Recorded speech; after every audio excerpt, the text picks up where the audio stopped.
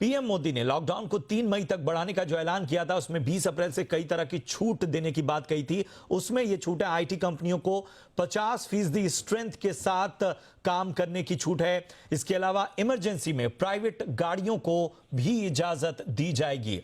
बहुत सी अहम छूट है इसमें, जैसे गुड्स और कार्गो के लोडिंग अनलोडिंग में छूट दी गई, यानी सामान की जो ढुलाई है वो एक तरह से छूट के दायरे में होगी। बैंक एटीएम में भी छूट होगी और इसके साथ ही क्लिनिक, डिस्पेंसरी, पैथ और लैब्स भी खुले रहेंगे। प्राइवेट सिक्योरिटी सर्विसेज को भी इसमें छूट की इजाजत मिली है। अहम छूट है ये। और इसके साथ ही किसान, कृषि मजदूर काम कर सकेंगे।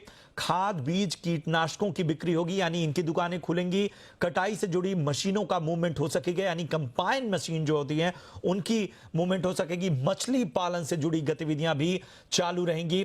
दूध, दुग्ध उत्पाद के प्लांट और सप्लाई चालू रहेंगे, यानी इनका प्रोडक्शन होता रहेगा। दवा, फार्मा, मेडिकल डिवाइसेस समेत जरूरी सामानों के निर्माण और रॉ मटेरियल से जुड़ी इकाइयों को छूट दी गई है। ग्रामीण इलाकों में ईंट भट्ठे जो हैं वो चलते रहें, इसके लिए भी छूट दी गई है।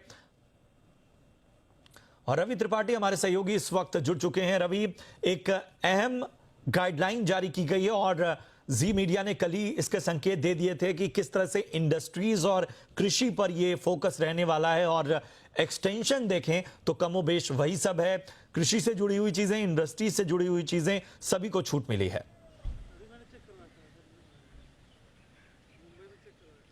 जी बिल्कुल, देखिए कल जिस तरह से बात हुई थी आपसे और कहा गया था कि खास तौर पे किसानों पे फोकस करना है, क्योंकि कटाई और बुआई दोनों का सीजन अगले 3 महीने में आने वाला है।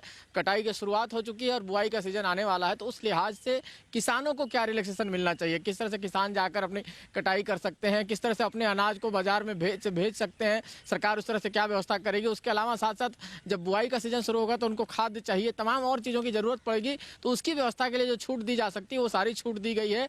और उसके अलावा जो एसेंशियल सर्विसेज से जुड़ी जितनी चीज़ें जो इंडस्ट्रीज चल रही हैं उनको जो चेन है, सप्लाई चेन नहीं रुके, जो चीज़ एसेंशियल, जो दवाइयाँ जो जरूरी है वो मिलना चाहिए, तमाम चीज़ें जो मिलनी चाहिए उसको लेकर ये रियायत दी गई। और साथ साथ चूंकि गर्मी का सीजन शुरू हो रहा है, दिल्ली, मुंबई और तमाम जो मेट्रोपॉलिटन सिटी में लोग रहते हैं जो एसी के बगैर नहीं रह पाएंगे, हालांकि एसी की जरूरत अब पड़ने लगी है, पहले शायद आज से हफ्ते भर पहले नहीं पड़ रही थी, लेकिन एसी की जरूरत पड़ रही है, तो एसी रिपेयर वाला भी अब आपके घर आ सकेगा।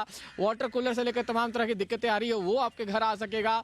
प्लम्बर से रिलेटेड कोई जरूरत है, क्योंकि पानी की समस्या शुरू होती है इस सीजन में, तो प्लम्बर से रिलेटेड कुछ जरूरी काम है तो प्लम्बर आपके घर आ सकेगा। लकड़ी से जरूरी कोई काम है, लकड़ी का काम कराना है तो कारपेंटर आपके घर आ सकेगा, आगे 20 तारीख के बाद काम कर सकेगा। तो जो जो जरूरी चीजें हैं जिससे आम आदमी का वास्ता पड़ने वाला है, सरकार ने पूरा रिसर्च के साथ, सरकार ने पूरा फीडबैक के साथ इस पर काम किया है और उसी के तहत ये छूट दी गई है। और साथ साथ सख्ती भी रखी गई है। अगर आप सड़कों पर देखें तो आज की डेट में सड़कों पर ज्यादा सख्ती दिख रही है, क्योंकि प्रधानमंत्री ने कहा कि इस हफ्ते खास तौर पे सबसे ज्यादा सख्ती रहने वाली है। इस सख्ती का नतीजा ये दिख रहा है दिल्ली में कि गाड़ियों को रोककर, पहले थोड़ी छूट भी दी जा रही थी, तो अब गाड़ी को रोककर, हर गाड़ी को रोककर उनका आई कार्ड चेक किया जा रहा है, उनका पर्पस पूछा जा रहा है। और खासकर दिल्ली पुलिस ही नहीं, लोकल पुलिस के साथ साथ पैरा मिलिट्री फोर्स के लोग भी तमाम जगह तैनात दिखाई दे रहे हैं, ताकि कहीं कोई दिक्कत करे तो उसके खिलाफ खूब सख्ती की जाए।